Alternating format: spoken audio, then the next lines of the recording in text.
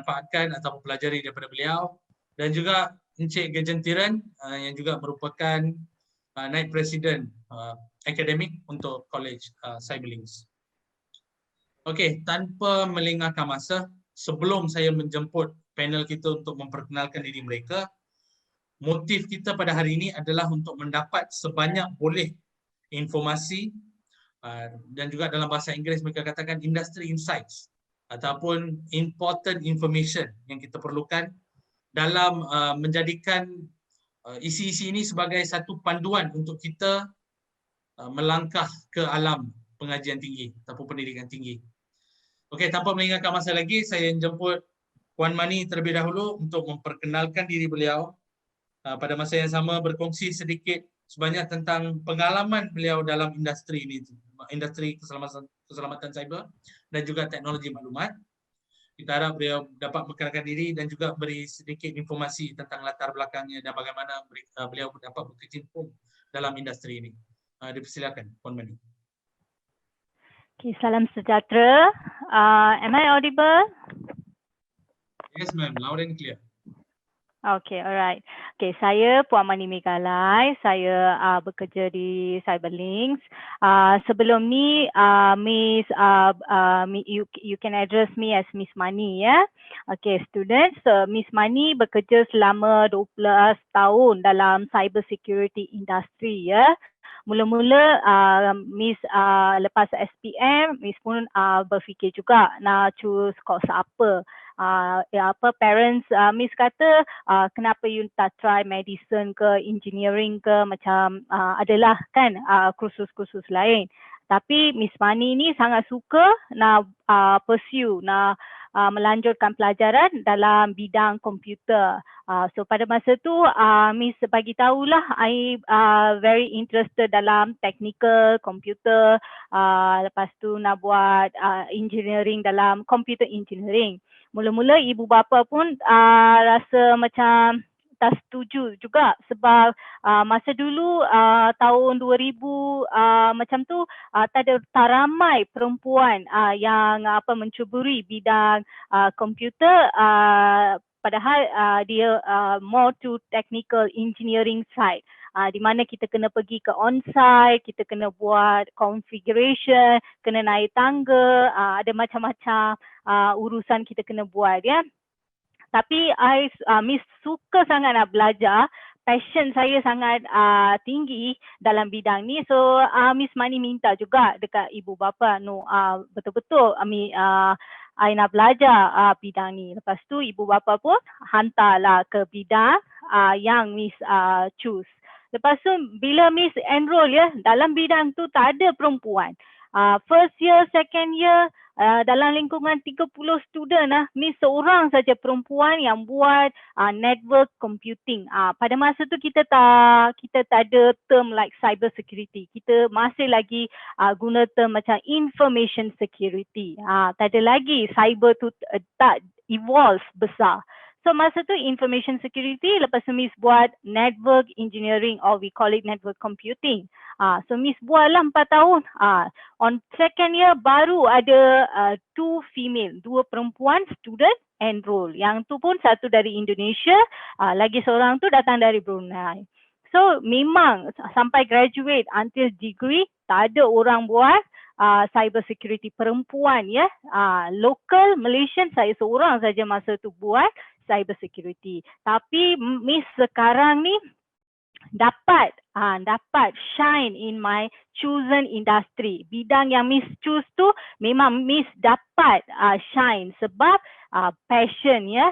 Nak mencuburi bidang ni, nak belajar lagi. Sampai sekarang Miss tengah belajar.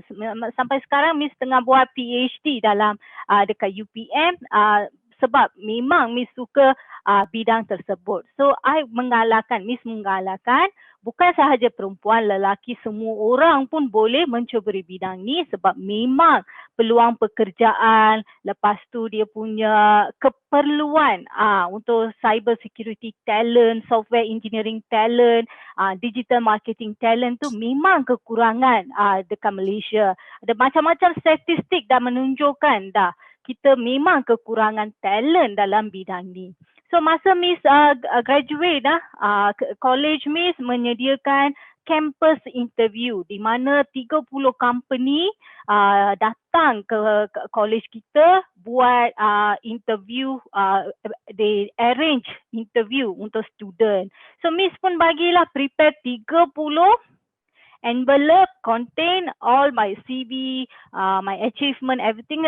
Miss sudah siap. Lepas tu masa tu Miss bagi kepada 30 company tersebut. Hanya satu company sahaja memilih Miss ya. Itu adalah Telekom Malaysia.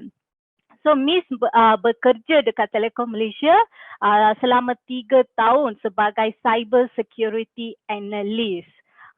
So dekat college kita pun memang kita menyediakan campus interview, industry engagement and so on ya. Kalau kita tak menyediakan, memang itu suka untuk student nak mengatakan you are graduated, you are looking for job, memang nak enter market, job market nak penetrate job market tu memang susah.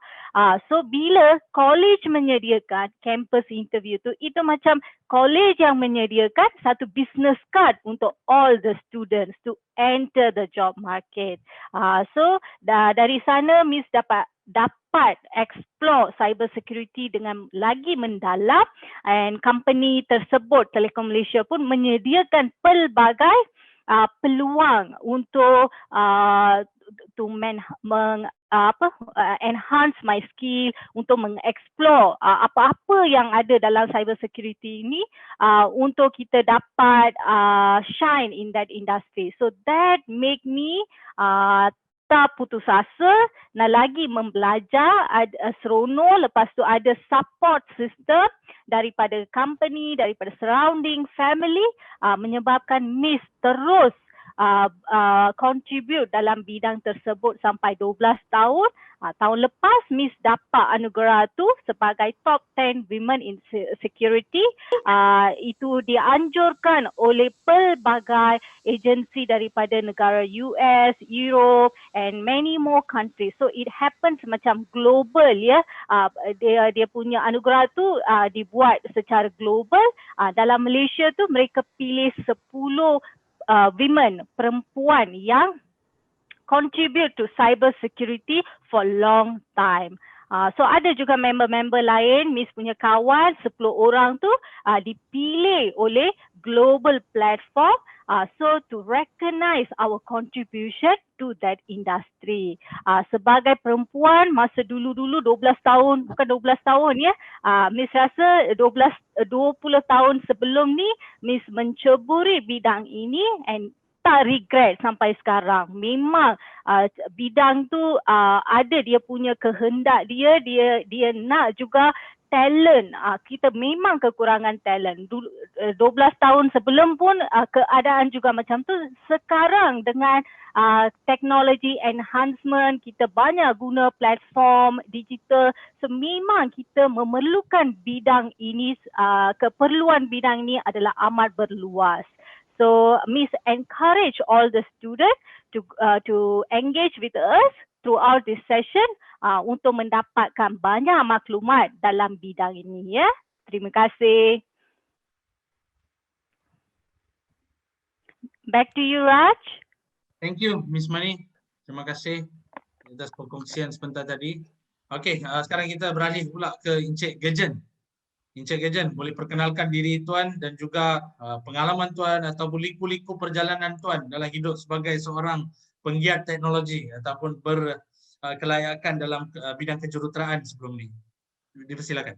Ya, thank you Raj. Good afternoon. Selamat petang kepada semua yang join sesi seminar ini. Okay. Selepas saya tamat SPM saya pada tahun 1991. So pada masa itu saya berbincang dengan ibu bapa saya. Bapa saya masa itu bekerja di bank dan ibu saya bekerja sebagai seorang jururawat. So automatically bapa saya cakap beritahu, okay, you belajar bisnes lah, okay, belajar accounting lah. Tapi masa itu saya tak berminat dalam bidang bisnes atau accounting.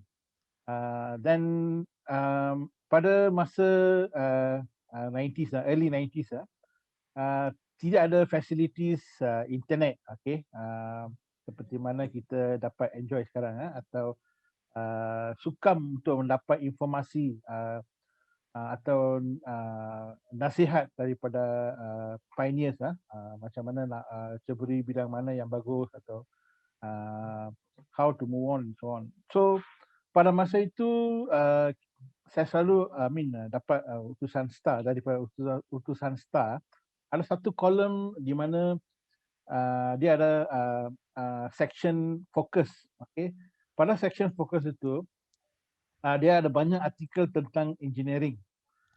So saya pun agak tertarik pada masa itu, di mana banyak company yang related to photo electronics, power electronics cuba pada masa itu quite new lah, okay, dan it's an avenue for kebanyakan people like us untuk mencuburi bidang itu. Dan juga saya juga selalu rujuk kepada job vacancy pada masa itu, masa 3 bulan menunggu SPM result, saya cuba tengok kepada job vacancy. So pada masa itu banyak vacancy berkenaan dengan electronic engineering, electromechanical engineering, electronic and computer engineering. So daripada research saya sendiri, saya mendapati bidang ini peluang dia agak besar. So dari situlah minat saya itu kepada elektronik dan komputer mula muncul, dan I fully involved in that. Then saya cuba, saya telah masuk college and complete diploma, dan complete degree in electrical electronics, dan juga masters in electronic power electronics or industrial electronics. So selepas saya dah mula bekerja, masa saya belajar itu kita tidak ada facilities macam PTPTN, alright, PTPTN dan sebagainya. Tidak ada, tiada bantuan kewangan. So selepas saya dah belajar diploma, saya bekerja sebagai saya mula bekerja sebagai seorang technician di Intel Corporation. Lepas tu saya sambung pekerjaan di sebuah syarikat subkon bagi tenaga nasional. Dan selepas masa itu saya belajar as a part-time student, saya my bachelor's degree. Okay, so dalam masa itu minat saya pada math mula menjadi more attracted lah, okay, kerana pada masa SPM saya belajar matematik and admath. So apa yang kita belajar itu pada masa itu, mathematics is basically is based on theory sahaja.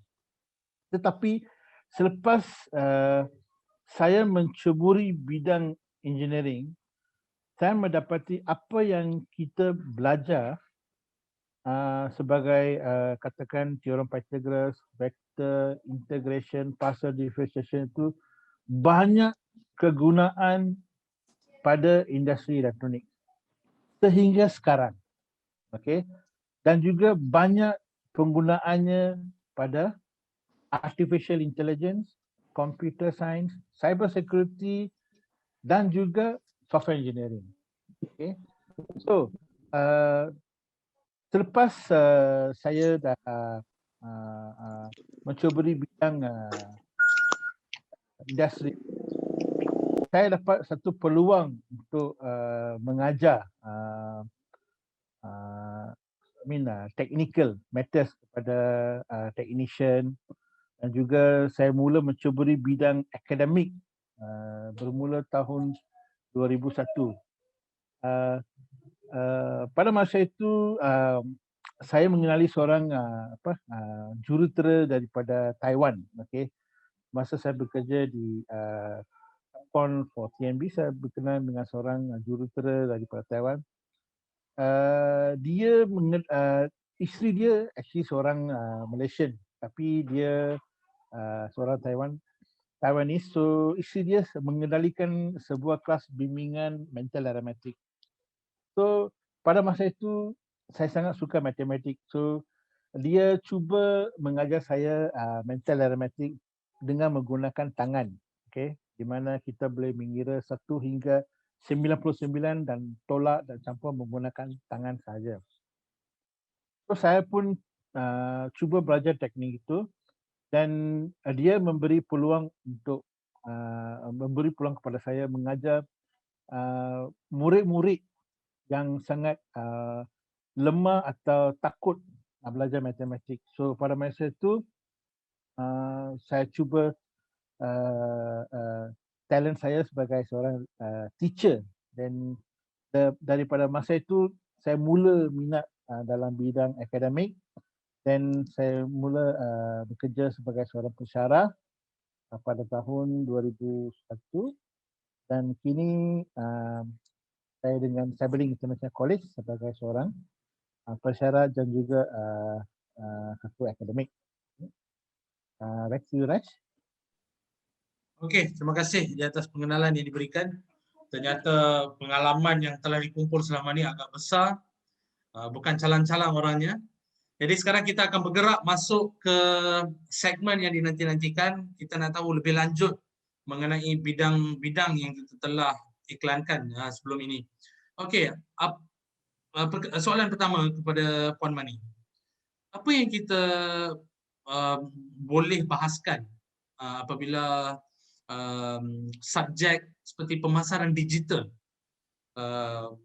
it pops up? Apa yang kita boleh bahaskan atau apa yang kita boleh tahu lebih lanjut tentang bidang pemasaran digital?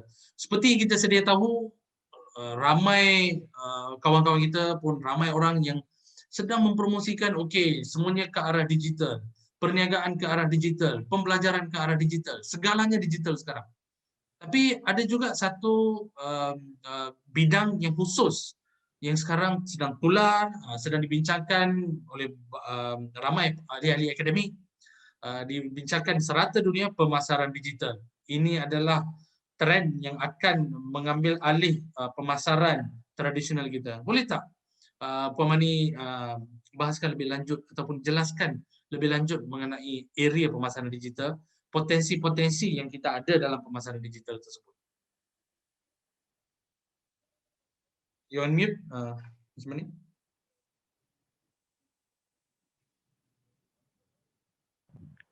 Okay, sorry ya. Okay, I would like to share my screen. Saya nak share screen untuk explain dengan melanjut ya. Boleh dengar ya, Mr. Raj? Boleh. Okay. Silakan. Okay, kita panggil dia sebagai digital marketing ya. Just now you say kita semua pemasaran semua sudah kita menggunakan secara online. Everything is digital marketing.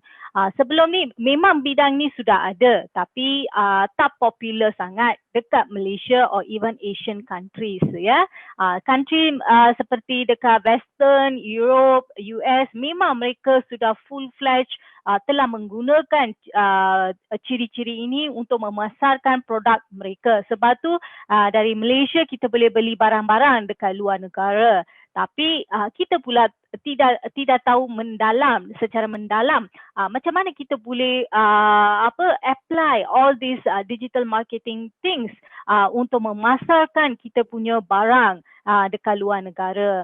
Okay, yang kita praktis, yang kita guna sekarang ni memang setitik ya daripada ilmu pengetahuan yang sudah sedia ada dalam digital marketing ni. What kita apply adalah memang sedikit, tak banyak lagi kita tak explore. So sebab tu kita sekarang ni the niche, keperluan, kehendak untuk menceburi bidang ni sudah tinggi di kalangan murid ataupun di kalangan practitioner yang sedang bekerja. Mereka pun nak menceburi bidang ini. Okay.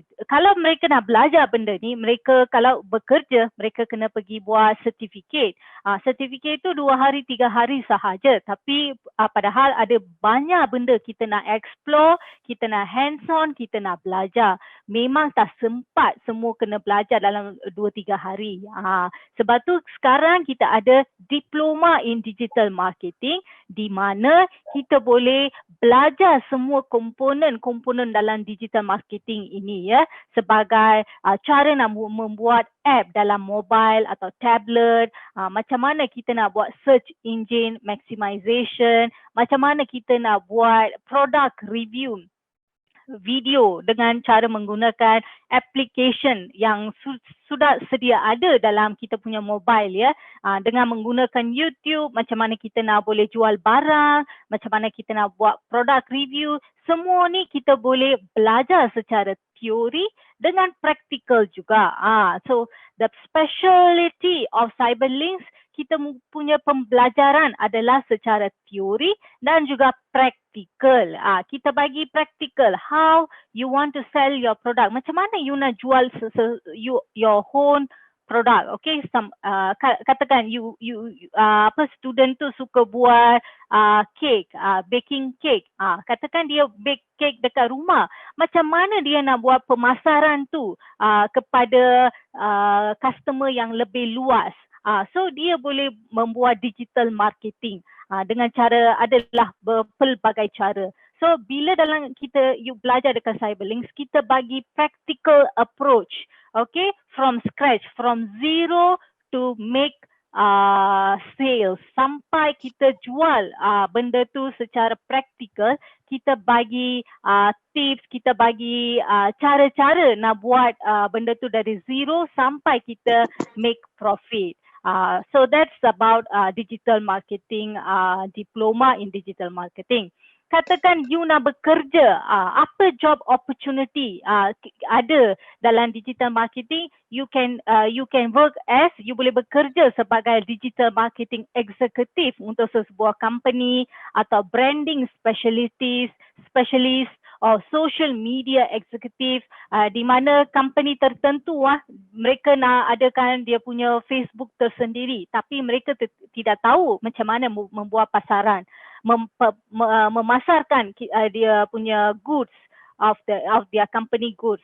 So kita sebagai media content specialist, strategist, kita boleh buat flyers, template. Dulu-dulu kita dari traditional method, kita buat semuanya dalam pamphlet, kita print, lepas tu kita bagi dekat rumah ya, we had to walk in, kita kena letak flyer ni dekat kedai-kedai macam tu. Tapi sekarang ni semua digitalize. So siapa ada Facebook, LinkedIn, Instagram, we can publish. Kita boleh publish kita punya product specialist or company details dalam social media untuk mendapatkan kita punya target customer. So adalah dia punya career opportunity tersendiri. You do your diploma dalam digital marketing, you boleh jadi global entrepreneur ataupun a small startup company, or even you nak bekerja dekat company besar-besar sebagai branding specialist pun memang boleh ya. So digital marketing dia punya scope tu sangat luas. Kalau if you see the next slide, memang ada dia punya satu statistik Malaysian growing Malaysian digital marketing trend ya. Mereka buat satu survey. Kalau you tengok survey ni, ada 10 benda mereka bincangkan, tapi Miss bagi summarization for 1 until 3 ya. Memang Google and Facebook mereka Telekom Malaysia dia buat satu statistik, dia report report shows that internet usage ni dah meningkat 15% daripada MCO 2.0 And sampai sekarang kita punya MCO ni dia macam ada, lepas tu kita sambung balik ya, the latest announcement kita sambung balik kita punya MCO. So memang keperluan digital marketing, keperluan Google and Facebook untuk menjual, untuk memasarkan kita punya produk ataupun kita punya servis tu sangat diperlukan. So that's what the statistics shows. And secondly, they shows that artificial intelligence ni dengan menggunakan Google search engine. Katakan hari ini you buat satu search how to make a cake. Okay, you do a search. And then the next day you pergi dekat Google, sebelum you type, you can see what you have searched semalam, apa yang you buat dekat search engine tu you sudah ada dekat sana. That how it's happened. That's happened because of artificial intelligence Google search. So adalah dia ada banyak cara kita nak membuat pemasaran digital. Lepas tu kita ada chat box. Okay, dulu-dulu kita minta apa-apa pertanyaan pasal produk ke apa dalam website dia ambil lah 7 hari, 7 working days to answer your pertanyaan. Tapi sekarang ni kita ada AI based technology atau artificial intelligence based technology, mana kita panggil chatbox, di mana kita dapat kita punya pertanyaan tu kita dapat answer instantly, very fast. Kita dapat kita punya jawapan ataupun kita punya pertanyaan pasal sebuah servis atau produk. So customer pun happy. Sebelum dia nak beli sesuatu, dia sudah ada information yang dikehendaki tentang sesuatu produk atau servis.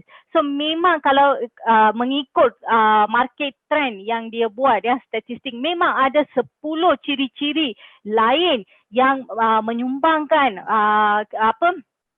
kehendak digital marketing studies for next 10 years. Memang dia punya prospek tu sangat tinggi.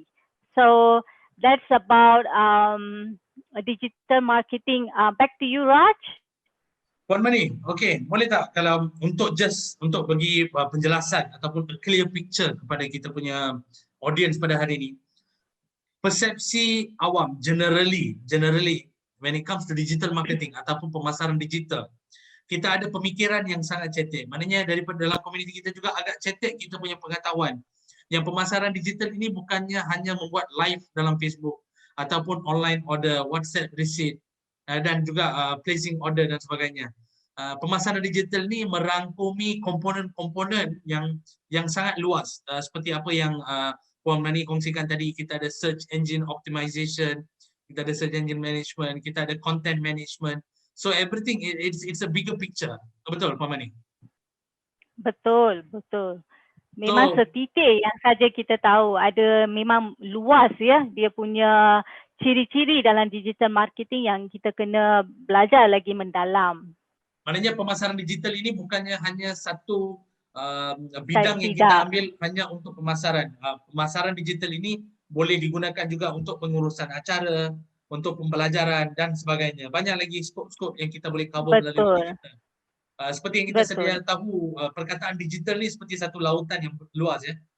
Bila kita bercakap pasal bidang teknologi ni umpama satu lautan yang luas, dan komponen-komponen yang bersangkut paut dengan bidang teknologi ni adalah seperti pulau-pulau kecil di lautan yang luas. Maknanya kita kena mula berenang dulu untuk dapatkan dia punya feel ataupun perasaan ataupun untuk memahami apa tu teknologi sebenarnya sebelum melanjutkan perjalanan yang lebih jauh ke arah yang lebih spesifik ya.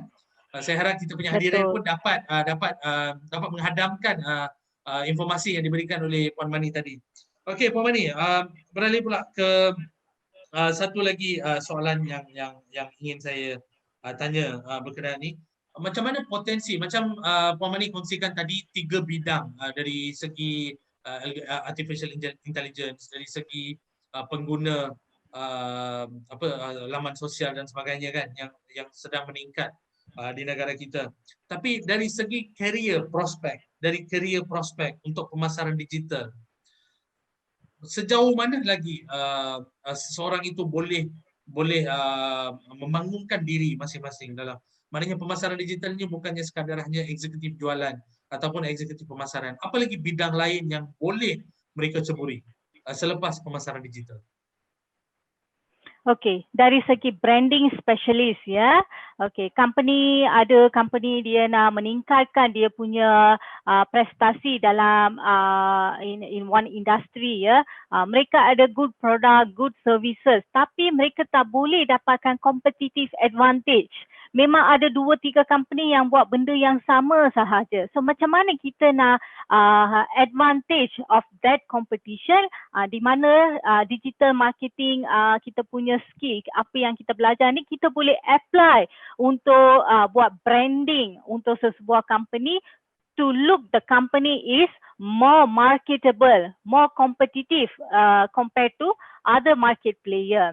So mereka dengan membelajar digital marketing is not only to sell things in Facebook or LinkedIn. Tak, memang company nak branding specialist. Every 6 months they want in a website, in their social media to publish the beautiful part of their company, how we want to make good pitching about the company. Company tu ada apa dia punya keistimewaan. Semua tu kita kena deliver, kita kena ambil benda tu, how we want to reach to our customer. So semua tu kita boleh belajar dalam digital marketing. Bukan dekat kerja kita dekat Facebook, Instagram, bukan itu bukan sahaja digital marketing ya. It's more like an entrepreneur, a branding specialist. You boleh buat copyright, you boleh buat content writing untuk sesuatu company atau seseorang personal. Okay, ada juga celebrities or top people. They want the website to be delivered, to be managed by a good content writers. Content writers ni siapa? Digital marketing background people yang kita panggil content writer. So kalau you menceburi bidang digital marketing ni, you boleh tahu macam mana nak buat creative content writing. So adalah bukan ini sahaja, memang luas peluang pekerjaan dalam digital marketing. So next 10 years semuanya dekat digital. Semuanya nak jual ikan pun kita nak jual secara digital marketing dah. Sekarang dalam MCO tu kita boleh nampak lah dekat sini dia jual macam mana. Tapi orang tu tak tahu macam mana nak buat pemasaran. So kita sebagai expert, we can digitalize their product or services to that. Even kita boleh buat product review, or kita boleh buatlah branding specialist for them. Itu contoh sebagai penjual ikan ya, tapi ada juga untuk pemain bola sepak, global player, global marketing player, semua orang pun nak nak uruskan dia punya website and social media, or even nak buat content writing for their activities. Betul juga. Sebagai salah satu tambahan pada butiran yang Puan Mani berikan tadi, saya ingin juga berkongsi kepada para hadirin hari ini yang pada tahun 2020 LinkedIn, laman media sosial korporat LinkedIn telah mengeluarkan satu laporan pekerjaan tahun 2020 di mana digital marketing adalah salah satu bidang yang akan kekal trending untuk 5 hingga 10 tahun yang akan datang, di mana peluang-peluang pekerjaan baru seperti community manager, pengurus community juga adalah salah satu bidang yang akan mendapat sambutan yang hangat di pasaran, terutamanya di Malaysia. Dan bila kita kaitkan apa bidang yang sesuai untuk pekerjaan seperti ini adalah pemasaran digital. Sama juga seperti apa yang Puan Mani cakap tadi, biar dia peniaga ikan ataupun bola sepak, keberadaan mereka punya presence, social media presence ataupun self branding mereka kena ada pada satu tahap yang boleh membantu mereka mengembangkan perniagaan mereka atau reputasi mereka sebagai salah seorang pemain dalam dunia perniagaan, pendidikan, sukan ataupun pekerjaan. Ya, okey. Beralih pula. Terima kasih di atas poin-poin yang diberikan tadi, sangat informatif. Okey, bergerak pula ke arah kejuruteraan. Ya, apabila kita dengar perkataan ataupun terminologi kejuruteraan.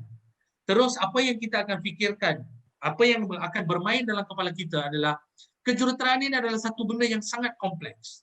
Satu benda yang sangat kompleks, rumit, melibatkan banyak pengiraan dan sebagainya. Itu adalah kejuruteraan mechanical, elektronik dan sebagainya, saya boleh faham. Tapi berkaitan konteks kita pada hari ini, kejuruteraan perisian ataupun software engineering.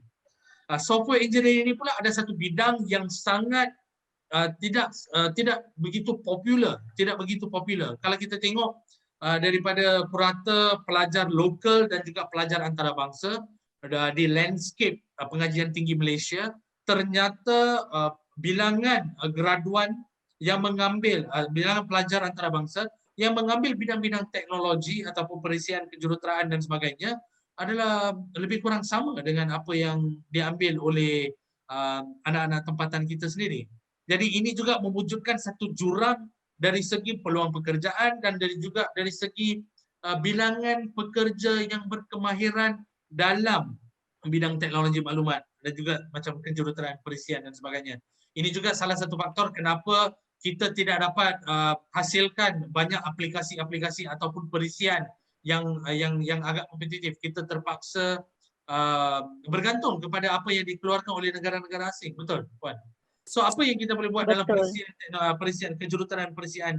Apa yang Puan boleh gambarkan bidang ini dan juga peluang pekerjaan yang wujud dan juga bagaimana anak-anak tempatan kita boleh mengambil bahagian dalam bidang ini untuk dalam pembinaan modal insan yang berdaya saing pada masa yang akan datang. Cuba kongsikan sedikit. Okey. Boleh. So dengan ni Miss share screen ya. Okay, I believe semua dapat tengok ya. Ya, boleh Puan, boleh. Alright, boleh. Okay. Software engineering ni memang dia punya keperluan talent sangat tinggi ya. Malaysia memerlukan software engineering. Tetapi kita tidak ada talent secukupnya. Okay, ada satu survey Department of Statistics of Malaysia telah membuat, lepas tu dalam statistik tu mengatakan occupation software engineer adalah occupation projected to grow fast and newest job over dalam in next 5 years, 2 to 5 years, because there is a niche market. Memang kita perlukan software engineering. Okay, apa kita software engineering ni secara luas, okay, kita panggil dia software engineering. Tapi kita belajar coding, programming, lepas tu macam mana nak buat data management, macam mana kita nak buat developing a game. Ada banyak dia punya aspek dari segi software engineering. Semua ingat software engineering ini buat programming sahaja, buat coding saja. Padahal tak, kita buat designing juga, kita buat architect juga. Ada juga cara-cara lain nak buat sesuatu program, sesuatu application. So ada, kalau kita tengok career wise, kita boleh, kalau kita buat diploma in software engineering, kita boleh jadi web developer, technical architect. Technical architect ni kita kena bagi satu diagram, kita kena bagi satu design untuk sesebuah company. Katakan dia nak wujudkan satu wireless network architecture untuk company itu. Software engineering ni, engineers have to use their knowledge. Mereka kena bentang sesuatu architect, technical architect, architecture for the company. Lepas tu kalau katakan you tak nak jadi too technical, you nak jadi fun, you nak bekerja dalam sesuatu fun ambience, katakan you bolehlah buat game developing, application developing and data scientist. Untuk bidang-bidang ini juga kita memerlukan software engineering major untuk explore other sector, other section of the career. So memang peluang pekerjaan sangat tinggi dalam software engineering sebab kita memang memerlukan talented people untuk support dari segi finance, banking, kesihatan, KKM. Sekarang KKM tengah guna MySejahtera application. Application tu macam mana mereka boleh develop? Software engineers yang bekerja bersungguh-sungguh untuk mewujudkan satu phone application yang boleh merangkumi pelbagai department ya. PDRM boleh akses, dia boleh dapatkan data daripada MySejahtera app, KKM boleh dapatkan data daripada itu. So siapa yang buat benda ni? Memang software engineer yang buat application itu dalam masa yang singkat. So memang ada dia punya kehendak ya, dalam bidang ni sangat tinggi. In glimpse of eyes kementerian sesuatu application baru, satu program baru, satu application baru. So semua tu dulu kita bentang dalam paper, tapi sekarang tak ada paper. Semuanya kita buat dari segi application. Apa-apa kita nak, kita tak payah pergi ke counter. Kita buat semuanya melalui phone application. Siapa buat application semua ni? Web developer, or data scientist, or application developer, or full stack developer. So semua pekerjaan ini, background yang mereka mempunyai adalah software engineering. Okay, even national security ya, kita punya army, kita punya defense, bidang tu pun sangat memerlukan software engineering expertise nak mencipta sesuatu, mungkin analisis radar ke, ataupun mereka nak menyukat mengukur sesuatu, analysis of some speed or some security wise, mereka nak buat sesuatu kajian, semua tu mereka nak software engineering experience, or mereka nak memerlukan talent daripada bidang ini. Okay. Okey, Puan Mani, banyak bagaimana pula kalau saya tanyakan, sedangkan kita sedang membahaskan yang peluang pekerjaan yang banyak, kita juga bahaskan bahawa bidang ni mempunyai peluang yang sangat luas untuk mereka untuk mencuburi bidang-bidang yang lebih kompleks dan sebagainya. Tapi bagaimana pula dari segi gaji, dari segi penggajian, apakah potensi mereka menjana pendapatan dalam bidang ini? Okey, boleh ya.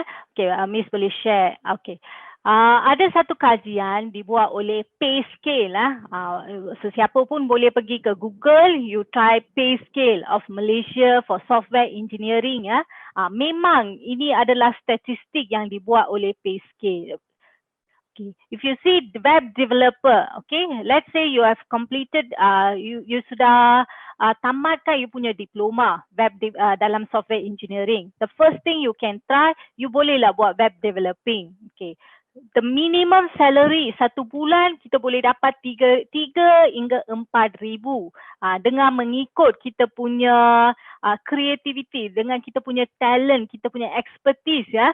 Okay, kita boleh mendapat 3 hingga 4 ribu dalam satu bulan. So if you see for annual 1 year per year, memang web developer boleh mendapat gaji sebanyak 36,000 sampai 88,000 dalam satu tahun. Memang ada dia punya niche, memang ada keperluan daripada expert from this area untuk web developer, lead software engineers, technical architect. Padahal kita punya masalah dekat Malaysia, kita belum dapat enough talent. So sampai sekarang kita pinjam ya, ataupun kita panggil expatriate, kita hire talent daripada luar negara untuk buat sesuatu projek dalam software engineering. Okay, but kita memang kekurangan talent dalam bidang-bidang ataupun pekerjaan ini. Lagipun gaji yang diperuntukkan untuk software engineers adalah sangat tinggi dekat Malaysia. So it's right time untuk student untuk choose bidang-bidang ini untuk menceburi bidang yang sangat diperlukan oleh Malaysia, and kita boleh dapat juga gaji yang sangat lumayan dalam industri ini. Back to you, Raj.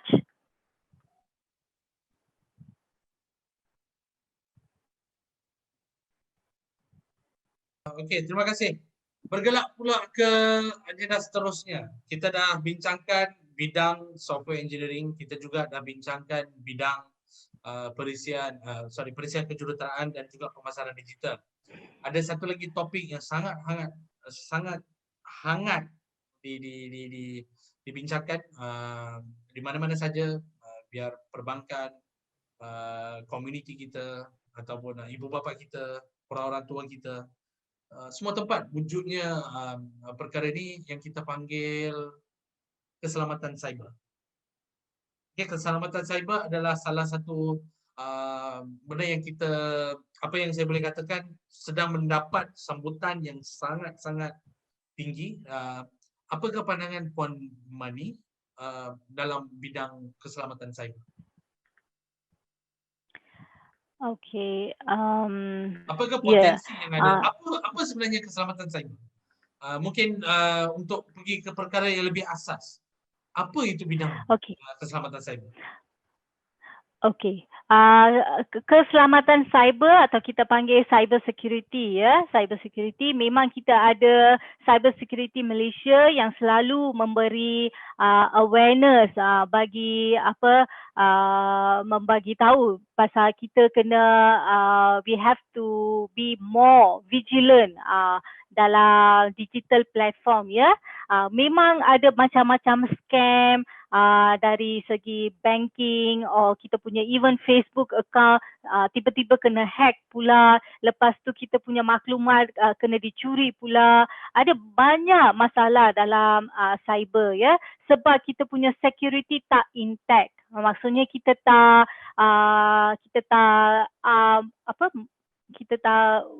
make our digital platform secure. So kita selalu tidak log off ataupun kita letak password semua dalam kita punya phone. Lepas tu kita buat macam-macam transaksi dalam Maybank to you in our mobile, tapi kita tidak tahu cara nak protect kita punya digital information. Okay, memang awareness tu sangat sikit di kalangan Malaysia, even globally also. Bukan semua orang, ya, intact dengan dia punya information cyber. So dekat Malaysia pun memang kita kekurangan awareness, ya. Kalau kita tengok wanted more cyber security expert in Malaysia, kalau kita tengok diagram ni, kita boleh tahu kita punya internet user dekat Malaysia ni sangat tinggi, tapi orang expert dalam cyber security ni memang sedikit. Kita memang memerlukan banyak expert dalam cyber security field untuk protect, bukan dari segi normal user, ya. Kita adalah user, kita semua ni user. Kita user ni we are not enough of talented cyber security expert to protect kita punya digital information. Okay, memang dulu Miss belajar pun tak ada orang mencuburi bidang ni, tapi memang keperluan tu adalah sangat tinggi. Okay, you pergi mana-mana computer, banking, everything, we can see that make sure your digital awareness kita kena ada. So memang bidang ni sangat hangat, ya, hot cake. Memang kita nak ramai expert dalam industri ini. So di mana kita dekat Cyberlinks pun kita menyediakan program ini untuk students for you untuk mencuburi, untuk mendapatkan lebih ilmu pengetahuan dalam cyber security ini. Okay, one more thing Okay, kalau ini dah 3 hari lepas Miss baru jumpa di Star News ini memang berita yang sahih, ya. Cyber security awareness still low among Malaysian. Memang yang ni di-reported oleh Communication and Multimedia Deputy Minister, ya. Memang dia report that awareness among user sangat kurang. Sebab tu kita boleh nampak dalam during MCO ni macam-macam victim disebabkan scam, online scam. Ini semua berlaku sebab kita tidak tahu kita punya security, internet security ni kuat ke tak. Apa yang kita memerlukan, apa kita kena buat untuk avoid all this scam, memang kita tidak tahu. So memang kita suggest dalam satu keluarga seorang kena at least to know the cyber security information, atau kita encourage at least one person to explore dalam bidang ini. So back to you, Raj. Thank you Puan Mani. So boleh saya katakan yang keselamatan cyber ni bukan hanya mewujudkan peluang pekerjaan di korporat dan sebagainya. Contoh kita boleh ambil Polis Diraja Malaysia, PDRM. Pasukan PDRM pun sudah pasti ada satu pasukan keselamatan cyber yang sangat fokus ke arah seperti jenayah cyber dan sebagainya. Di situ pun kita perlukan kepakaran mereka juga. Betul, Puan? Betul. Okey, boleh cuba kongsikan sedikit pengalaman bekerja dalam keselamatan cyber. Memandangkan Puan Mani adalah seorang yang pernah dianugerahkan sebagai 10 wanita terbaik dalam bidang keselamatan cyber. Boleh tak berkongsi sedikit macam mana pengalaman bekerja dalam bidang keselamatan cyber? Apa cabaran yang kamu terpaksa harungi, ataupun apakah kenangan-kenangan manis dalam pekerjaan sebagai seorang profesional keselamatan cyber? Cuba kongsikan sedikit, Puan. Boleh. Okey, mula-mula kita bekerja saya sebagai cyber security analyst. Kita dekat Telekom Malaysia, Miss bekerja sampai 3 tahun ya. Lepas tu adalah company-company lain. Miss I'm 12 tahun saya bekerja sebagai cyber security ya. So apa kita buat? Kita bekerja dalam shift. Okey, ada kerja yang dalam shift, ada kerja yang tidak dalam shift. So katakan Miss standby as a night shift. Apa kita buat? Kita bawalah semua pen testing. Kita panggil penetration testing. Macam kita mengatakan sebagai kita kena test sesebuah companies firewall, network, dia punya router, all the internet connection tu bagus ke tak. Kita buat secara manual testing. Kita pergi night shift kita pergi kan kalau Maybank katakan, you boleh tengok Maybank after 12 o'clock is system under maintenance. Kenapa benda tu berlaku? Sebab kita sebagai cyber security engineers or pen testers ataupun investigator ataupun forensic investigator, kita pergi kepada site, okey, katakan dalam satu branch, one bank branch, kita pergi sana, kita duduk dekat lobby, kita buat simulation, kita secara manual kita create satu worm atau virus, kita try to attack the company's firewall untuk check betul-betul intact atau tak dia punya firewall system. Katakan kita sudah penetrate, so kita test, kita dapat penetrate the company's firewall or any loophole nanti kita akan buat satu report. Okay, report kita bukan sahaja test, we are not only pen tester. After kita buat pen testing, kita mengeluarkan satu report ya, yang formal report mengatakan port number 12 tingkat 1 memang vulnerable ataupun kita kata memang ada kelemahan. Okey, di mana kita sebagai pen tester sudah boleh memasuki dalam port tersebut untuk launch one virus, atau kita boleh masuk dalam buat satu attack. So ataupun kita letak satu worm, kita masuk dalam port tu, kita letak satu worm, kita buat kita record apa aktiviti yang engineers dalam company atau dalam banking industry mereka buat tu, kita record semua tu.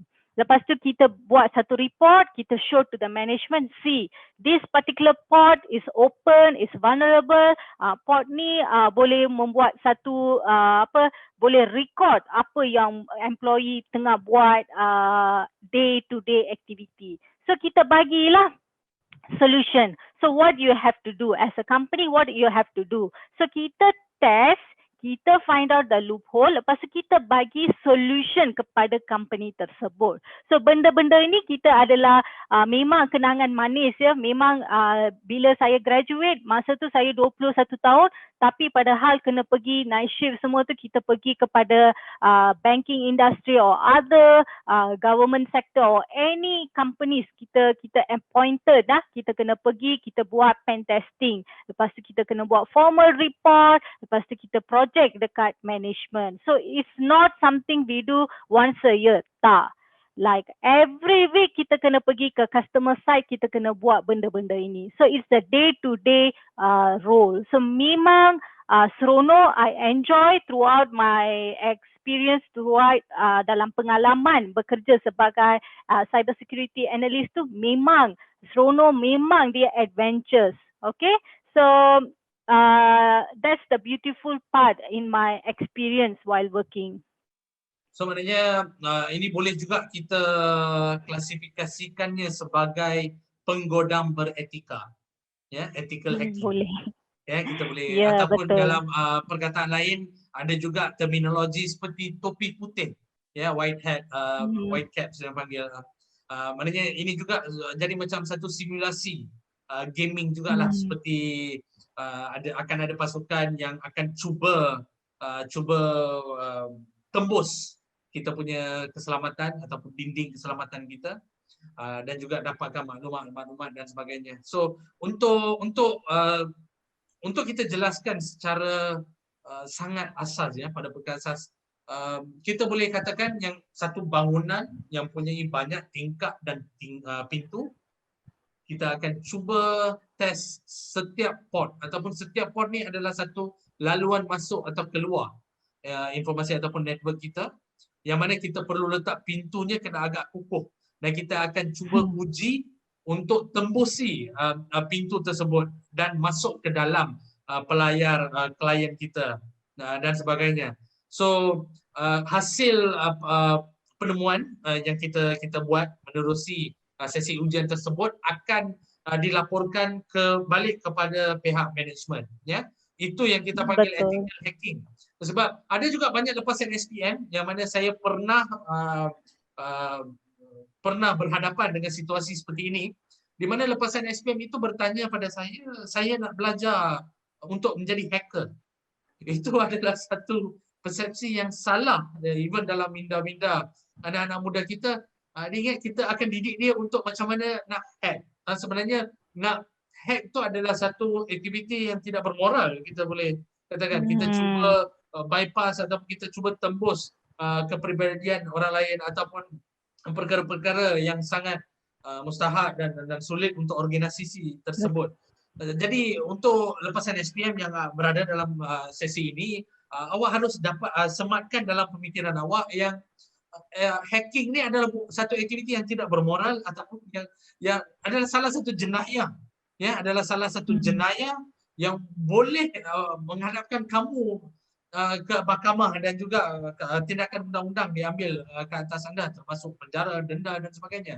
Jadi apa yang kita nak syorkan di sini adalah untuk anda mempersiapkan diri kamu sebagai seorang profesional teknologi maklumat ataupun seorang profesional pakar cyber security ataupun keselamatan cyber, untuk menghalang anasir-anasir jahat ini daripada masuk ke dalam sistem ataupun pelayar kita punya klien dan sebagainya. So itu yang kita perlukan. Misal pagi tadi pun kita ada satu seminar, benda yang saya dapat 2-3 soalan adalah bagaimana saya nak menjadi penggodam.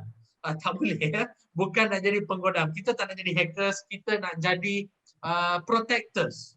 We want to be the line that protects our organization from this breach dan sebagainya, ya.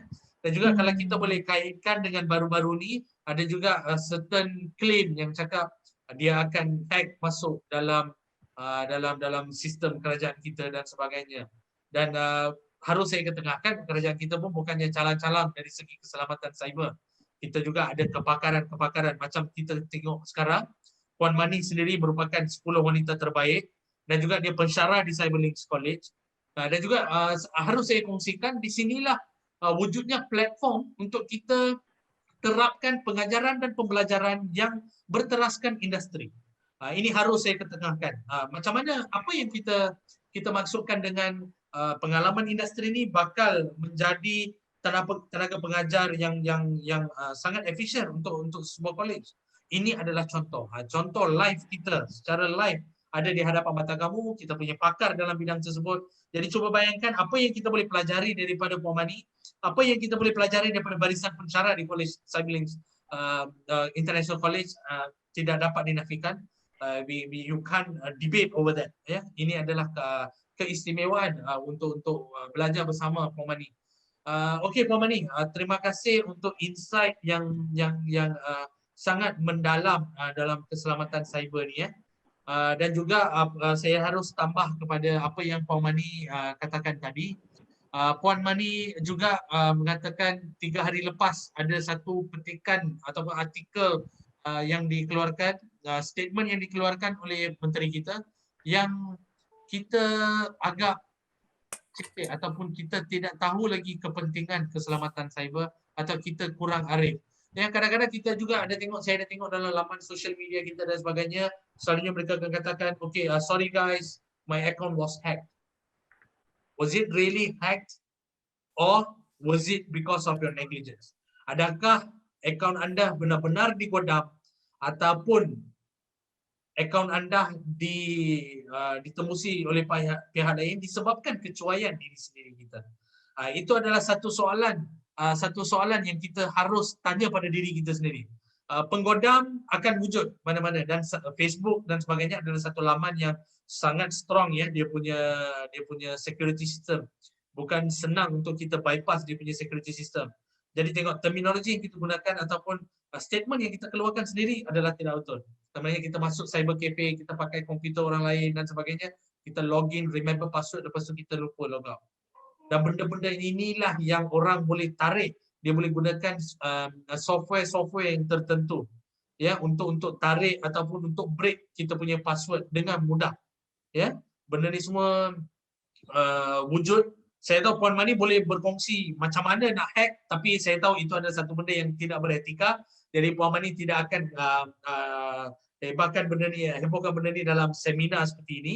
Tapi kalau kita menerusi kelas trial, kelas percubaan, hands-on yang kita bakal lancarkan tak lama lagi, awak juga berpeluang untuk mengetahui lebih lanjut bagaimana keselamatan cyber ni berfungsi ataupun bagaimana orang dapat menembusi kita punya keselamatan. Macam mana dia boleh bypass, trespass, dia masuk tanpa kebenaran. Kita boleh find out lebih lanjut pada sesi-sesi yang akan datang.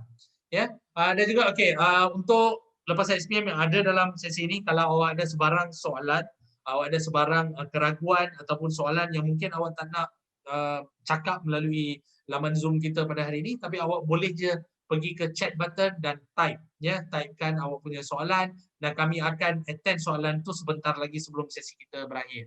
Ya, okey, Puan Mani, terima kasih di atas segala input yang kamu berikan. Saya nak tanya lebih lanjut tapi masa tidak mengizinkan kita untuk stay selama-lamanya dalam bidang berkaitan teknologi dan keselamatan cyber. Ya, banyak lagi sesi yang kita akan anjurkan pada masa-masa yang akan datang. Okey, kita beralih pula ke budiman kita pada petang ini adalah Encik Gadget selaku naib presiden akademik. Tadi dia dah kongsi dia punya pengalaman dalam dari segi kejuruteraan dan sebagainya.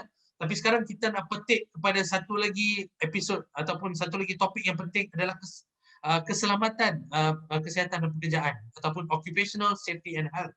Okay, occupational safety and health juga disingkatkan secara famous, secara glamournya sebagai OSHA ataupun OSH, ya, dipanggil OSH professional dan sebagainya. Boleh tak Encik Gadget berikan sedikit penjelasan secara ringkas apa OSH sebenarnya? Dipersilakan.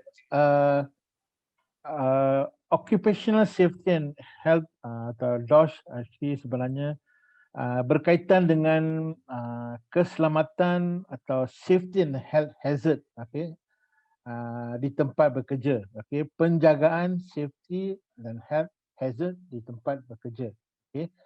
So di mana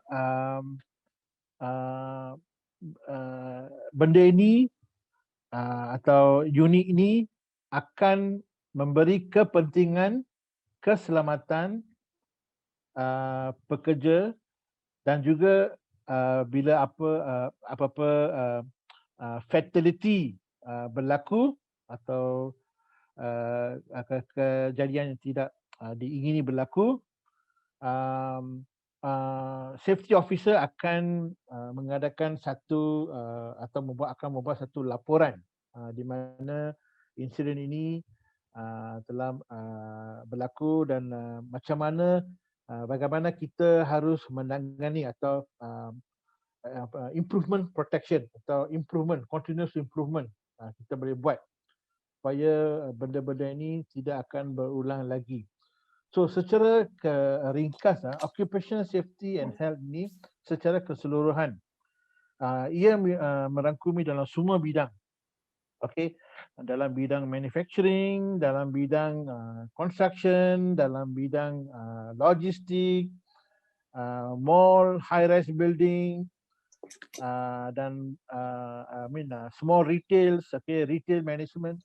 Semua bidang ini diperlukan unit occupational safety and health atau keselamatan, okay, untuk memastikan semua pekerja ikut standard piawaian regulation safety and health yang diiktirafkan atau di-mandate oleh Department of Occupational Safety and Health under Ministry of Human Resource. Okay, so itu satu kepentingan kepada semua pekerja di semua industri. Alright, so itulah ideologi kepentingan occupational safety and health keseluruhan. Okay. Maaf untuk mencelah Encik Gajen. Saya pun percaya Encik Gajen sudah habis dengan ringkasan tersebut tadi. Ya. Okey, boleh tak kita kaitkan insiden yang berlaku beberapa bulan lepas di Lebuh Raya Kesas, di mana sebuah bim konkrit jatuh menghempap sebuah van sehingga 5 hingga 6 orang tersangkut di dalamnya untuk beberapa jam dan sebagainya. Adakah ini disebabkan bencana alam ataupun kecuaian keselamatan dan kesihatan? Apa faktor utama? Adakah kecuaian pekerja sendiri ataupun adakah itu kegagalan sistem keselamatan dalam tempat kerja itu sendiri? Boleh tak Encik Gajen bagi sedikit pencerahan atas perkara ini? Sebelum ini saya nak menyatakan sesuatu benda. Ini adalah petikan daripada Department Occupational Safety and Health di mana mereka telah mencatatkan pada tahun 2019 sebanyak 3,300 pekerja insiden atau aksiden telah dilaporkan kepada Department Occupational Safety and Health di mana 240 kematian telah dilaporkan. Okey. Ini adalah anggaran fatality rate atau kematian dalam lingkungan 4.8%. Okey.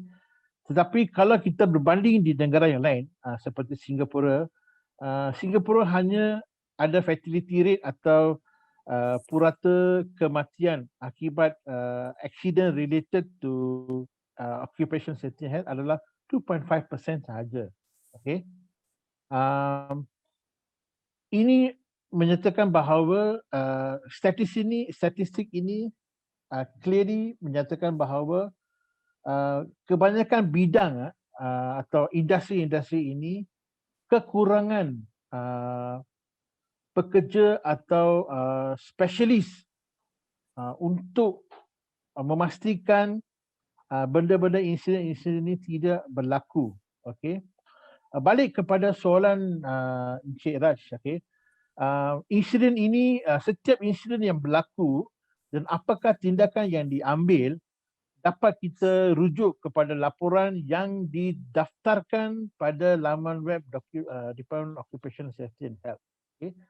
So insiden yang berlaku di Kesas atau di dekat Bandar Tasik Selatan a few months ago di mana around satu wall trap sudah jatuh atas sebuah van di mana 4 orang telah trap dalam van itu. So saya telah merujuk kepada insiden itu atau laporan itu. Ini adalah kecuaian salah satu pekerja yang tidak mengikut standard prosedur pekerjaan. Okey. Ini juga berkaitan dengan apa yang saya nyatakan tadi ya tentang purata kematian 4.8%, 84%. Oleh kerana setengah pekerja atau workers employees memang ada safety officer yang memberikan standard dia atau guidance dia sebelum mereka sebelum pekerja itu masuk dalam working area atau tempat pekerjaan. Tetapi ada setengah pekerja ingin nak menghabiskan for example, simple example lah. Sesebuah crane hanya boleh mengambil lebih kurang 400 kg berat satu wall barrier, okey, pada sesuatu masa. Tapi untuk menghabiskan kerja mereka dengan cepat, okey, so apa mereka buat? Mereka akan mengagi atau mengangkat sebagai crane itu mereka cuba mengambil berat lebih daripada yang ditentukan, mungkin 600 kg atau 800 kg. So, bila benda ini berlaku, mereka fail to follow the regulation set by the safety officer. Okay. So, benda-benda ini telah menyebabkan kemalangan. Okay. Pada masa itu, nasib tak baik, the wall barrier itu jatuh pada kereta yang sedang berjalan di jalan raya. Tetapi 2 orang telah meninggal dunia, lagi 2 orang yang duduk di belakang cedera parah. So bila benda ini berlaku, pekerja akan dikenakan denda yang amat tinggi dan company itu atau di mana lisensi untuk bekerja sebagai kontraktor akan ditarik. Okay. So, mungkin kerana benda ini berlaku, mungkin kerana safety officer berkurangan atau pengawasan safety officer berkurangan pada masa itu. Kerana saya nak juga tambah sedikit, kebanyakan bidang di Malaysia seperti construction, manufacturing dan juga industri-industri yang lain, keperluan expertise atau specialist dalam bidang occupational safety and health amat berkurangan. Di mana kalau peluang bekerja itu adalah lebih kurang 100, tetapi yang graduate daripada college atau universiti 10, example. So tidak mampu untuk cover dia punya job scope. Okay. So mungkin ini satu reason di mana keperluan ni kita patut we have to fulfill the requirement untuk menampung keperluan industri ini. Right. Macam mana pula dengan peluang pekerjaan? Apa prospek masa depan? Bagaimana mereka boleh berkecimpung dalam bidang ini dan juga apa kelayakan lain yang boleh diambil, atau seperti biasa kata, kalau saya seorang doktor, saya boleh buat menentukan pengajian, saya boleh buat specialization dalam bidang-bidang tertentu seperti ortopedik dan sebagainya. Tapi kalau untuk safety officer ni macam mana? Adakah dia perlukan pelesinan? Adakah diperlukan khusus-khusus yang spesifik? Okey. Selepas menghabiskan pengajian diploma in occupational safety health, di mana khusus ini amat kurang di mana-mana college pun, hanya few hands in Klang Valley yang offer program ini. Okay. Kerana program ini memerlukan kepakaran yang amat tinggi untuk kepakaran akademik yang amat tinggi untuk mengajar modul-modul ini, okay, yang dalam occupational safety and health. Okay. Selepas dah tamatkan kursus dalam diploma in occupational safety and health, untuk bekerja sebagai practitioner, okay, kandidat haruslah menduduki peperiksaan SSS, Safety Officer Examination, okay, atau Junior Safety Officer Examination di NIOSH. Ianya hanya 5 hari khusus. So selepas dah tamat mengambil khusus Triple S di NIOSH, kandidat boleh write in atau apply untuk Yellow Book. First step adalah untuk apply Yellow Book. Okay, Yellow Book di mana kandidat perlu mengisi information dalam laman web mereka, apply for Yellow Book. Mereka akan dipanggil dalam masa 1 minggu, 2 minggu, mereka akan dipanggil untuk interview, a very short interview. Okay, because why they need to have interview? Kenapa mereka nak mengadakan interview? Kerana mereka nak tengok jauh manakah leadership skill kita, komunikasi kita. Kerana bila peluang untuk diberikan peluang Yellow Book officer atau Yellow Card, okay, Yellow Book officer, selepas diberikan peluang itu, kandidat haruslah menjaga keselamatan di tempat bekerja atau tempat yang akan bekerja. Dan kalau insiden itu berlaku, kalau any unwanted incident telah berlaku, mereka harus membuat domestic inquiry atau report bagaimana aksiden ini berlaku, dan mereka harus menunjukkan leadership skill di mana mereka perlu tulis dengan jujur bagaimana insiden ini berlaku, dan mereka haruslah melaporkan kepada Department of Occupational Safety and Health. Okay, so selepas mereka dah buat pengalaman, mereka sudah ada pengalaman sebanyak 3 tahun atau 2 tahun, mereka boleh apply untuk Green Book. Okay, selepas mereka dah apply Green Book, okay, mereka boleh menjadi full safety officer atau safety director atau safety manager. Okay.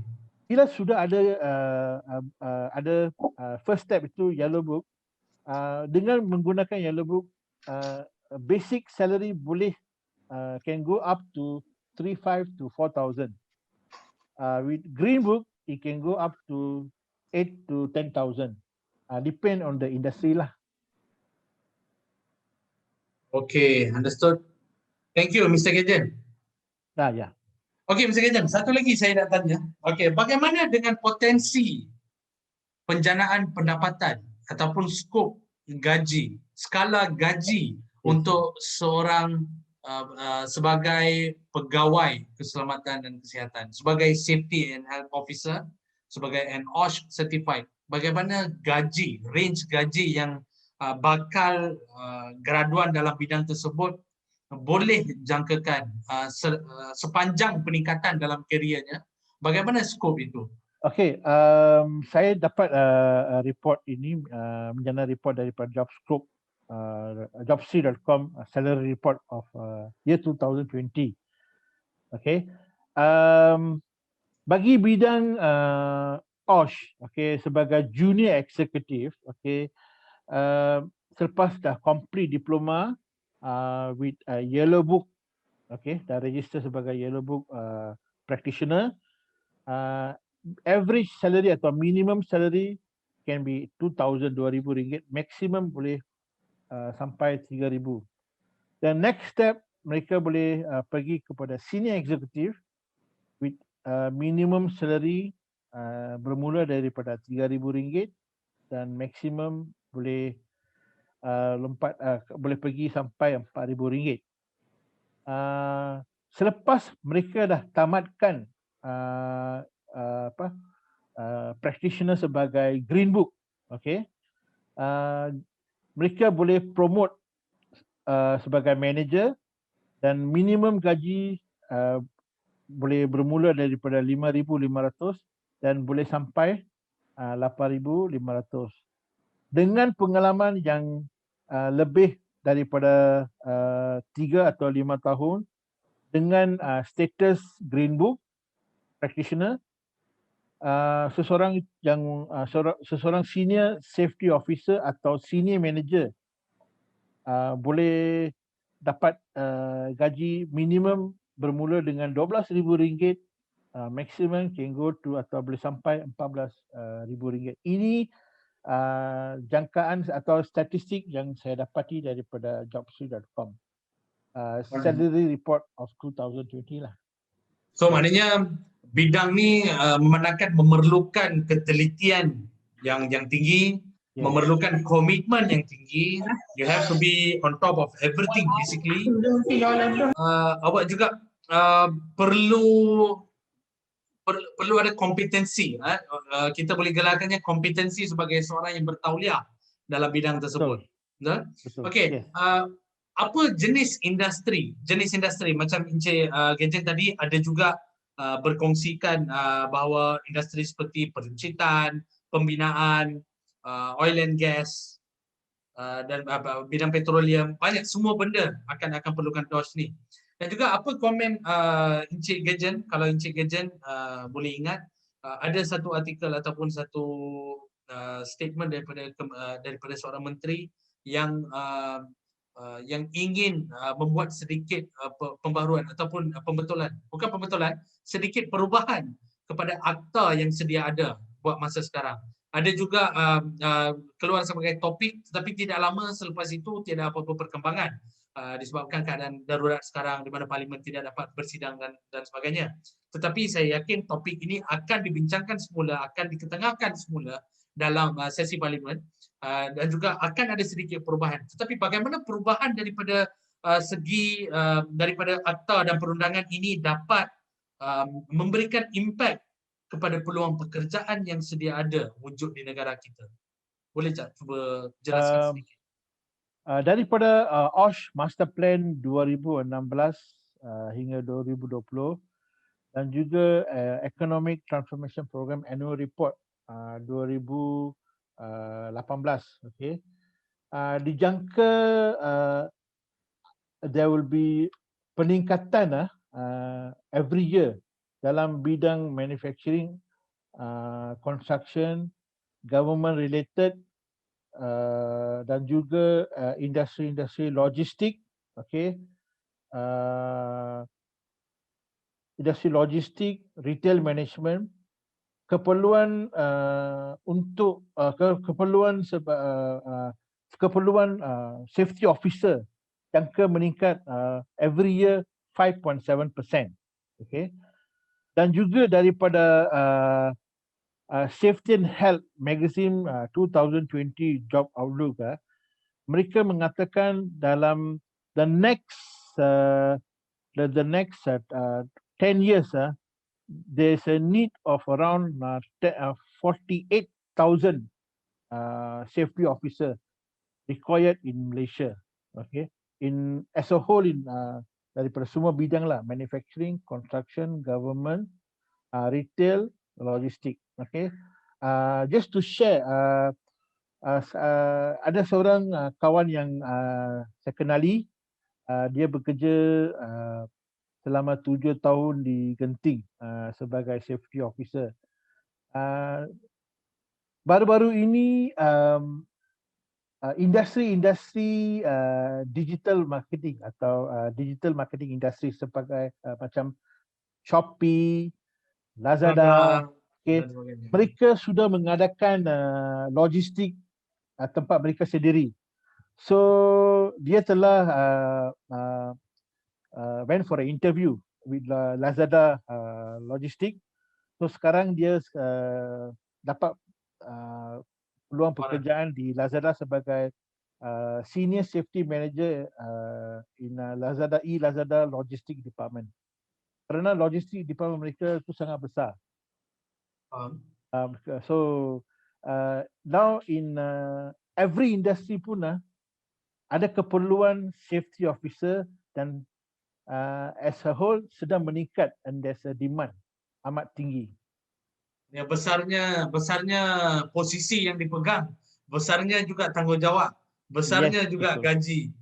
Untuk penambahan apa yang saya ingin tambah kepada buat sedikit penambahan kepada Encik Gajen sampaikan tadi, syarikat-syarikat seperti Shopee, Lazada yang terlibat dalam rantaian logistik, pengantaran dan sebagainya, sedang memulakan operasi mereka secara operasi berpusat.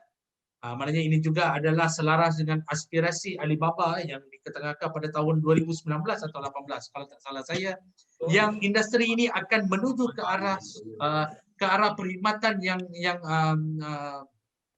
berpusat.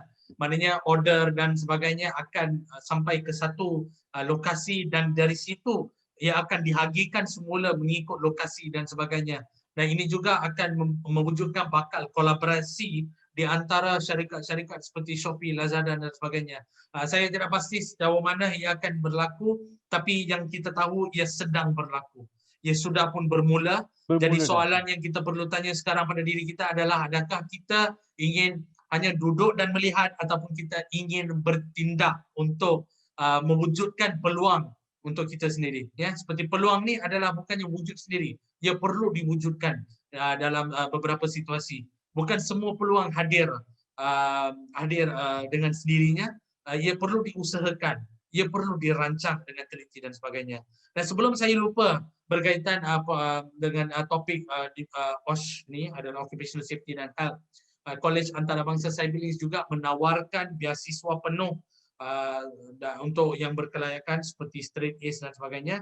Dan pada masa yang sama, kalau keputusan anda boleh menepati kriteria minimum, kita juga menawarkan skim tajaan pembiayaan pelajaran melalui PTPTN secara 100%, dan di mana pelajar yang berdaftar yang berkelayakan khususnya dari kategori keluarga B40 dan juga penerima BPR adalah layak untuk mendapatkan allowance bulanan sebanyak RM350 sepanjang pengajian. Ya. Saya ulangi, allowance-nya adalah RM350 sebulan sehingga tamat pengajian, daripada permulaan sehingga tamat. Ya. Of course tertakluk kepada termadan syarat dan sebagainya, tapi saya tak dapat jelaskan di sini kerana masa kita sedang mengejar masa, sebenarnya kita belum lagi sampai ke sesi soal jawab dan sebagainya.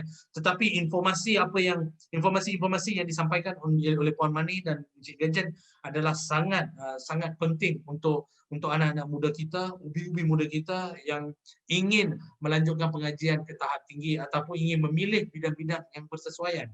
Ya, adalah menjadi juga salah satu masalah dalam komuniti kita, di mana pemilihan jurusan tidak sesuai dengan perkembangan industri semasa ataupun masa hadapan.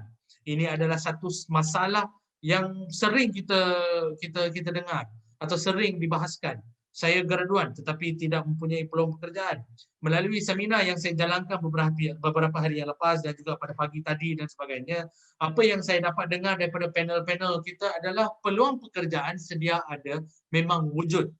Kalau kita tengok memang wujud, tetapi kita yang tidak kompeten untuk mengisi jawatan-jawatan tersebut. So ini adalah masalah kita. Jadi apa yang harus kita buat sekarang? Kita harus pilih jurusan yang bersesuaian, yang dapat menjamin kelestarian kita sebagai individu dan juga dapat membina kita sebagai modal insan yang kompetitif, yang berdaya saing pada masa yang akan datang. Ya. Dan ini juga terbuka kepada, pasal ada juga satu dua hadirin saya notice daripada permulaan tadi, ada juga yang daripada background sebagai seorang pelajar atlet dan sebagainya.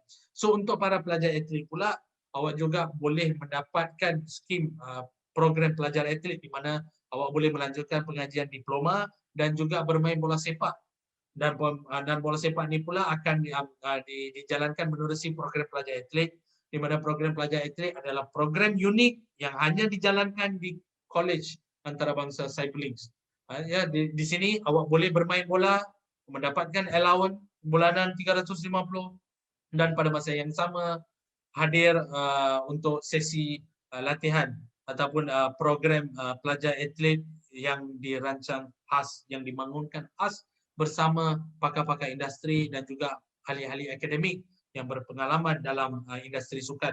Dan juga harus saya highlight di sini juga adalah ketua jurulatih kita adalah bukan calon-calon orangnya, terdiri daripada Hasmawi Hasan dan juga Syaril Arsad. Bagi yang tidak mendaftar untuk seminar pada pukul 5.30 nanti, boleh hantar pertanyaan anda ataupun request link daripada kita untuk turut serta untuk sesi bersama Sumaiwi Hasan dan Syahrir Rashad. Ya. Di sini semua pelajar atlet kita mendapat peluang untuk melanjutkan diploma, dapat peluang untuk bergelar sebagai seorang pemain bola sepak profesional. Kita sudah pun melangkah masuk ke M3, Liga Semi Amateur di negara kita, ketiga tertinggi. Kita juga merupakan college, satu-satunya college yang beraksi di Liga M3. Ini sesuatu yang kita harus banggakan secara keseluruhannya dalam kalangan komuniti penggiat sukan. Dan juga seminar ini kita juga mengucapkan terima kasih kepada Hakka Klo yang menjadi penyokong kuat ya sebagai rakan partner kita yang sering yang terus memberikan sokongan beliau kepada Cyberlink Football Club. Ya, harus juga saya ambil kesempatan ini untuk highlight Hakka Klo sebagai rakan kita. Okey, beralih semula kepada sesi perbincangan kita. Encik Gajen, apa lagi yang Encik Gajen rasa harus kita tahu dalam bidang diploma in OSH ataupun Occupational Safety and Health? Ada tak info-info lain yang ingin dikongsikan bersama hadirin kita hari ini? Secara keseluruhan program ini basically kebanyakan student tidak ada basic information, okay, atau informasi yang tepat, okay. Oleh kerana itu mereka ada keraguan untuk join program ini. Kebanyakan murid selalu akan pilih business, IT as a whole lah, okay. Bila kita bercakap untuk dalam niche program dalam diploma in occupational safety and health, the first thing come into their mind, selepas saya dah belajar, boleh saya dapat kerja. Itu adalah salah satu persoalan utama. Ya. Itu salah satu persoalan utama untuk anak-anak muda kita, ibu bapa dan juga publik secara umumnya. Ya. Bagaimana dengan pekerjaan dan sebagainya, penempatan pekerjaan. So basically when you ask parents pun, okay, mereka akan katakan, kamu belajar IT lah. Selepas kamu belajar IT, senang lah dapat kerja. Kamu belajar bisnes, senang lah dapat kerja. So bila kita berbincang dalam konteks diploma in occupational safety health, seperti yang saya dah beritahu earlier atau sebelum ini, dalam jangkaan OSH Master Plan 2016 hingga 2020, there is an increase in only 5.7% every year. Kenapa mereka mengatakan 5.7%? Because many of them feel the fear nak pilih khusus ini kerana mereka tidak mendapat satu panduan yang baik untuk memilih program ini. Okay, there's no proper guidance because whatever they see in outer world, IT, business. Because we have handphone, they see handphone, IT, digital, and these are the things they see. But pendedahan kepada anak-anak muda kita ni tidak cukup, tidak sampai. Jadi agak susah untuk mereka buat keputusan, dan itu adalah objektif utama seminar ini, adalah untuk memberi pendekatan yang lebih mendalam terhadap industri-industri ini. So seminar ini actually adalah satu eye opener kepada semua untuk mengetahui tentang bidang occupation safety and health. Okay, kerana mereka dapat melihat apakah potensi dia, the growth dia, okay, dalam industri ini dan keperluan yang amat tinggi dalam industri ini. Terima kasih Encik Gajen di atas informasi yang sangat detail, dan juga Puan Mani masih di sini. Puan Mani, saya juga ada beberapa soalan untuk saya ajukan kepada dua tetamu kita hari ini, speaker kita hari ini. Okey, apa nasihat Puan Mani kepada generasi muda yang khususnya lepasan SPM yang sedang memegang keputusan SPM tetapi tidak tahu mau pergi ke mana. Dilema di antara IPTA atau IPTS. Dilema di antara PT-PTN atau bukan PT-PTN. Ada juga yang memikirkan saya akan tersangkut, saya akan terbeban dengan pinjaman PT-PTN. Mohon pandangan Puan Mani sebelum saya beri pandangan saya terhadap isu-isu ini. Silakan Puan Mani. Okay, memangnya PTPN is not a burden ya. Itu adalah satu investment for your future. So kita tak naklah fikir pasal kita nak ambil loan, PTPN or so on. So yang pentingnya apa yang kita suka, our passion. Okay, itu adalah satu tanggungjawab untuk kita diri sendiri. Okay, pemilihan kita, our choices for our future. Kita tidak boleh mengikut apa kawan kita yang mengajak, okay, let's go to this field. Tak. You have to make choice. Okay, itu adalah pendirian kita. Kita yang kena buat satu keputusan yang wajar untuk diri kita sendiri, mengikut kehendak kita, mengikut interest kita, bukan mengikut interest friends atau family members atau adik-beradik kita. Apa kita nak menceburi? Okey, katakan diploma ni bukan kita start hari ni kita habis the next day. Tak, ini adalah satu perjalanan yang sangat panjang, mungkin 2 atau 3 tahun kita kena belajar dalam bidang ini. So kita betul-betul kena ada kita punya interest, kita punya kegemaran, keseronokan untuk membelajar sesuatu bidang. So mungkin Miss buat teknologi IT related course, tapi ada juga DOS or any other discipline boleh, tapi mengikut kehendak hati kita, kita punya interest untuk menceburi sesuatu bidang. Dulu-dulu bila Miss habis SPM memang tidak dapat kawal ya, semua ramai orang macam saudara, kawan-kawan, mereka nak bagi dia orang punya pendapat terlalu kuat, dia punya opinion, semua orang punya opinion. Tapi padahal Ibu Miss mengatakan apa you nak. Nasihat yang dibagi oleh ibu bapa saya adalah go for your passion. Apa you nak buat.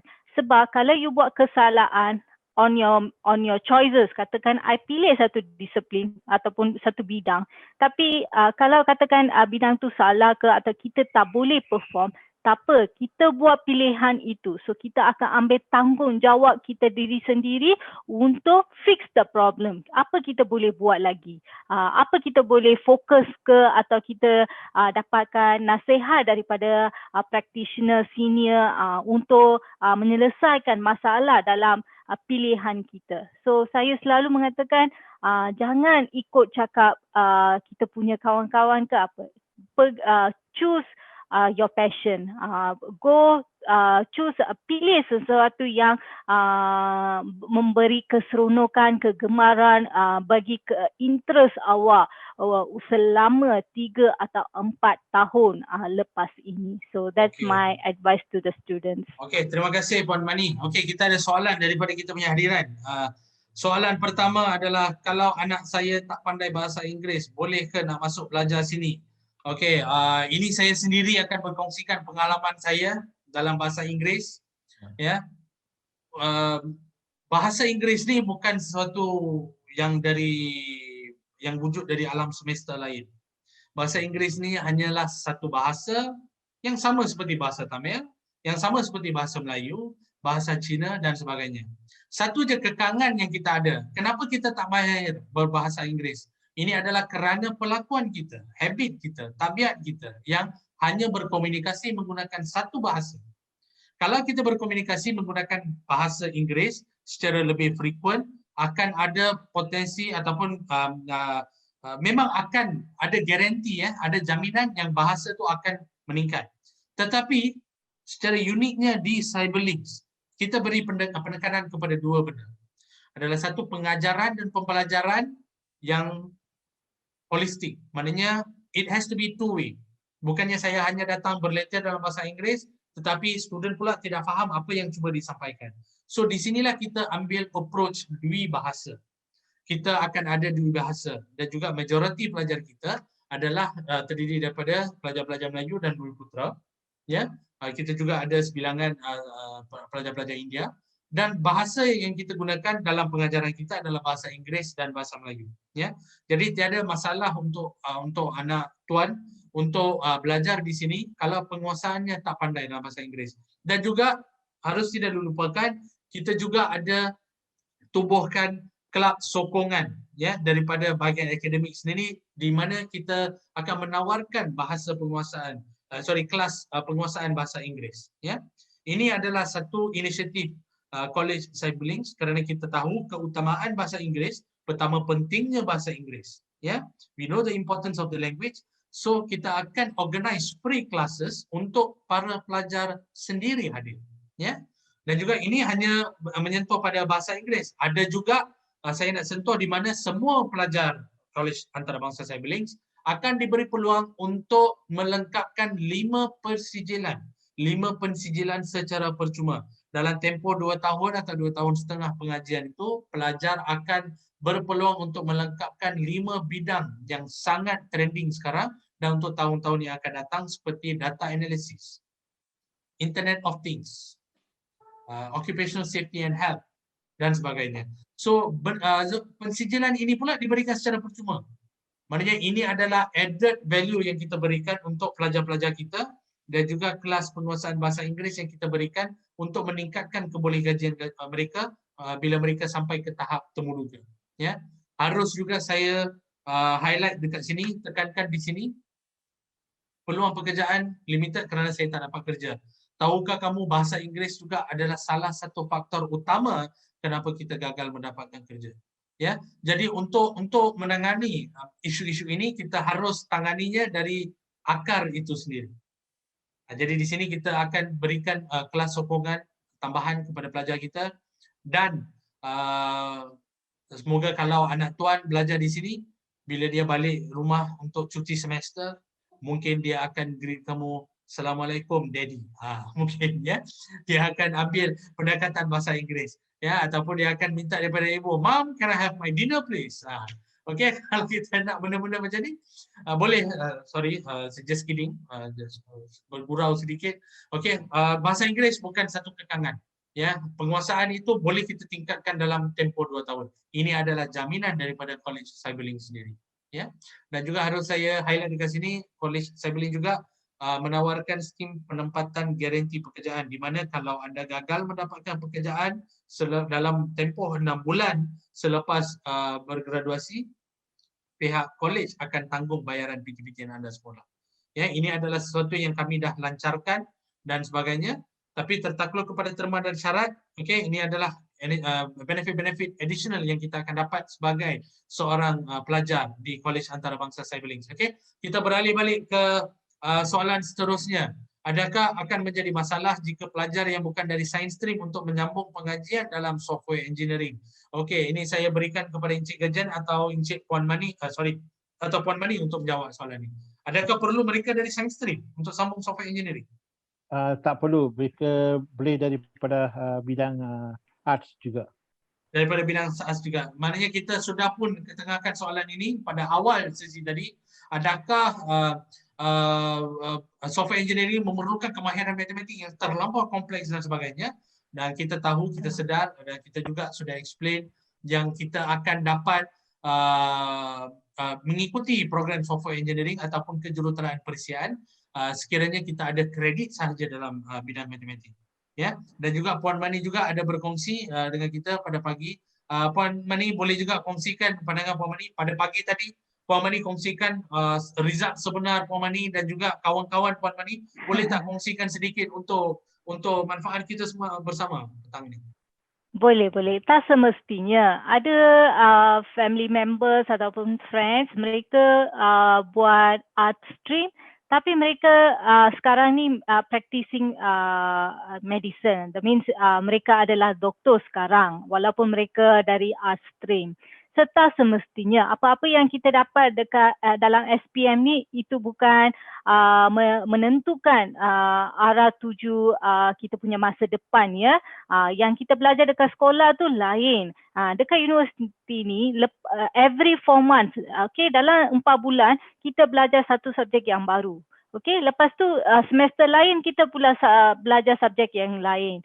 So dia punya beban untuk belajar sesuatu mata pelajaran macam matematik, matematik tambahan yang ada banyak subtopik tu, tak adalah kita ada beban seperti itu dekat college. So memang kita boleh belajar apa-apa yang kita suka dalam dekat peringkat universiti ni lagi mendalam. Lepas tu dia cara pembelajaran ni dia more to practical. Tak semuanya teori, tak semuanya buku teks, tak semuanya dalam bahasa Inggeris, tak. Semuanya practical, hands-on. Sebab kita masuk kerja ni semuanya skill, semuanya kita kena buat secara hands-on. So tak kira kita art stream ke science stream. Yang penting kita dapat membelajar skill tersebut, practical approach tersebut. So untuk menjawab tu tak semestinya dia art stream ke science stream.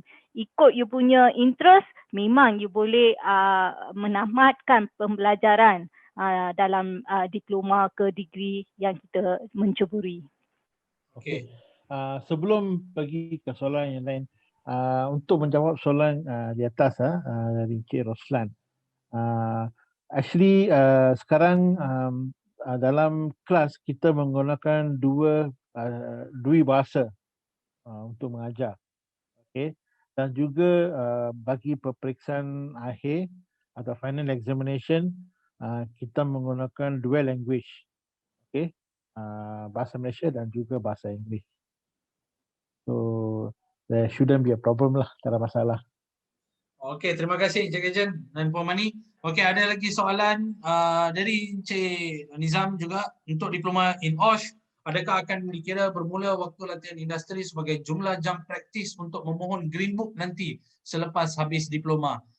Encik Ejen boleh bagi pencerahan? Selepas dah mendapati Yellow Book, seseorang itu perlu merekodkan jumlah latihan industri atau as a practitioner from Yellow Book. So dia kena rekodkan berapa jam dia bekerja sebagai safety officer, assistant safety officer, dan apakah tugasan-tugasan yang diberikan dan apakah laporan yang dibuat oleh practitioner itu untuk memohon Green Book dengan sokongan company yang dia bekerja sebagai industri, latihan industri.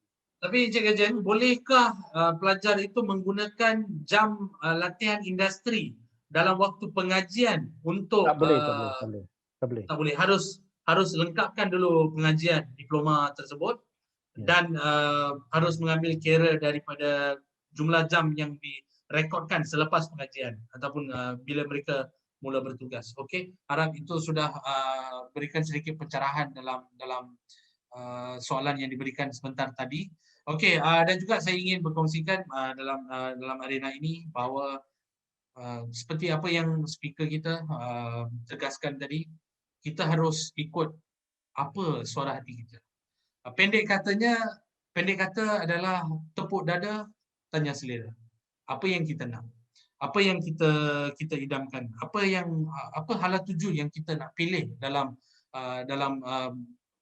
perjalanan kita menuju pengajian tinggi dan juga bergelar graduan, ya. Dan juga Puan Mani juga ada highlight tadi tentang PTPTN dan sebagainya. Of course, kita akan ada sedikit bebanan hutang apabila kita mula bekerja. Tetapi hutang manakah yang lebih relevan? Adakah hutang membeli kereta selepas graduate dan dapat kerja pertama lebih berbaloi daripada menanggung hutang PTPTN? Sekiranya kita tidak lihat pendidikan sebagai satu pelaburan untuk masa depan yang lebih terjamin, maknanya kita dalam kategori pemikiran yang salah ataupun masih cetek. Okey, kita juga boleh bahaskan lepasan SPM juga boleh mendapat gaji 1,800, 2,000, 1,500, 1,200. Saya boleh OT dan sebagainya, saya boleh dapat 2,000 lebih dan sebagainya. tapi fikirkan hala tuju, peningkatan pada masa-masa yang akan datang. Apakah peningkatan ataupun perjalanan, liku-liku perjalanan yang bakal ditempuhi oleh lepasan SPM ataupun lepasan diploma. Dengan ada kelayakan akademik, anda akan dapat kelebihan untuk mendapatkan pekerjaan dan juga anda mempunyai peluang untuk melanjutkan pengajian tinggi ke tahap yang lebih tinggi. Anda juga akan menjadi seorang individu yang kompeten dari segi apa-apa bidang yang diseburi sekalipun. Jadi PTPTN ini adalah satu fixed amount, ya. Dia bukan bertambah setiap bulan atau setiap tahun, tetapi gaji anda bakal bertambah. Kalau anda ada peluang untuk berbincang dengan dengan golongan pekerja yang mempunyai kualifikasi SPM yang sudah mencapai umur 40-an dan sebagainya, cuba tanya mereka. Apa faktor utama untuk peningkatan gaji? Pengalaman dan juga kualifikasi. Okey, saya sendiri sedang melanjutkan pengajian tinggi dalam bidang ijazah sarjana, ya, dalam Master in Business Administration. Walaupun sudah ada bachelor degree, sudah ada SPM, sudah ada pengalaman bekerja, mengapa saya memilih untuk teruskan pembelajaran saya? Kenapa saya memilih untuk meneruskan pengajian? Ini adalah untuk peningkatan diri saya sendiri, ya. Berasal daripada sebuah kampung yang kecil di Pulau Pinang, di mana bahasa Inggeris merupakan satu challenge, continuous challenge untuk saya. Bahasa Inggeris adalah satu bahasa yang sangat alien untuk saya. Tapi bagaimana saya dapat mengharungi saat-saat itu. Dan juga untuk pengetahuan sekalian, untuk di rumah saya kita tidak berkomunikasi menggunakan bahasa Inggeris atau bahasa Melayu. 100% bahasa Tamil. Ya, bagaimana saya dapat menempuh alam itu untuk memperkasakan diri saya dengan penguasaan bahasa Melayu atau bahasa Inggeris yang agak memuaskan, ya. Saya juga masih belajar, ya. So ini semua adalah panduan yang kita boleh ambil untuk menetapkan hala tuju kita untuk menjadi insan yang lebih berjaya, insan yang dapat mengharumkan nama ibu bapa kita, insan yang dapat meningkatkan status sosioekonomi keluarga kita. Segalanya terpulang pada keputusan yang kita bakal ambil, ya. Okey, saya harap itu saja soalan yang kami terima setakat ini, dan juga saya akan berikan minit-minit terakhir ini sekiranya ada sesiapa yang ingin beri ulasan, pandangan ataupun feedback mengenai sesi ini atau sebarang soalan. Saya buka sekejap beberapa saat. Sekiranya ada, boleh on video ataupun boleh unmute yourself untuk bercakap.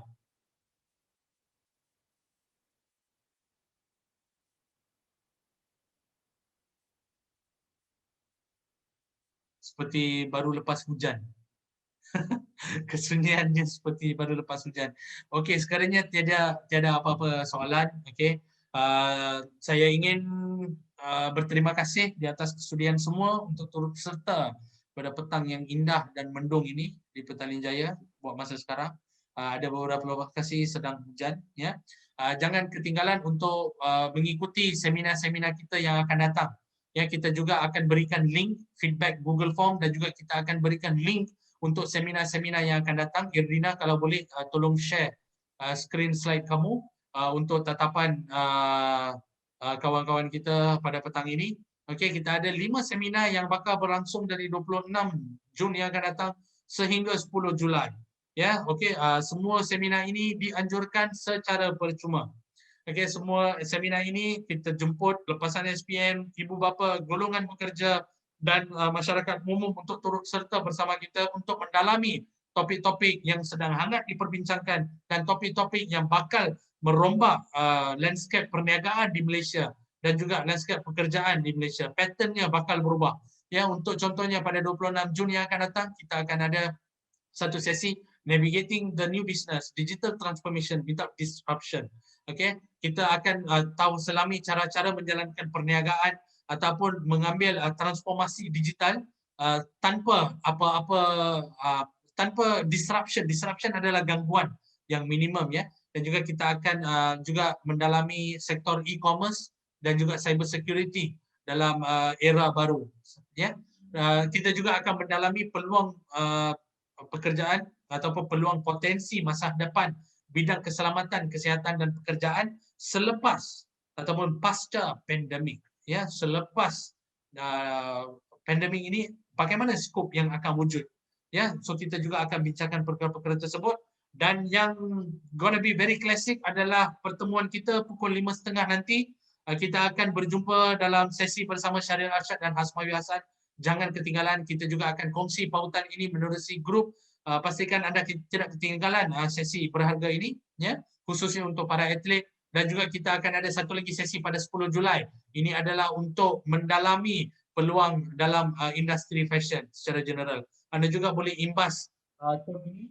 Dan saya tidak ingin mengambil masa yang terlalu lama. Pasal kita juga ada, pasal kawan-kawan kita juga bakal menunaikan solat mereka waktu asar sebelum hadir untuk sesi kita 5.30 nanti. Ya, okey. So terima kasih. Setakat itu sahaja apa yang saya ingin kongsikan pada petang ini. Harap kita bertemu kembali pada seminar-seminar yang akan datang. Dan secara penutup, saya ingin menyusun 10 jari saya. Memohon maaf sekiranya anda kata saya tersilap, bicara tersilap perkataan atau telah mengguris perasaan anda secara peribadi atau apa-apa sajalah, ya. Minta maaf kalau ada yang salah. Tolong tinggalkan komen anda menerusi feedback form kita. Ini akan membantu kita untuk menganjurkan seminar-seminar yang lebih berimpak tinggi dan lebih lancar pada masa yang akan datang. Terima kasih semua. Bye, thank you all. Okey, terima kasih Encik Ejen, terima kasih Puan Mani, terima kasih hadirin sekalian. Semoga berjumpa lagi. Terima kasih. Kita akan tamatkan sesi ini sekarang, ya. Alright, bye.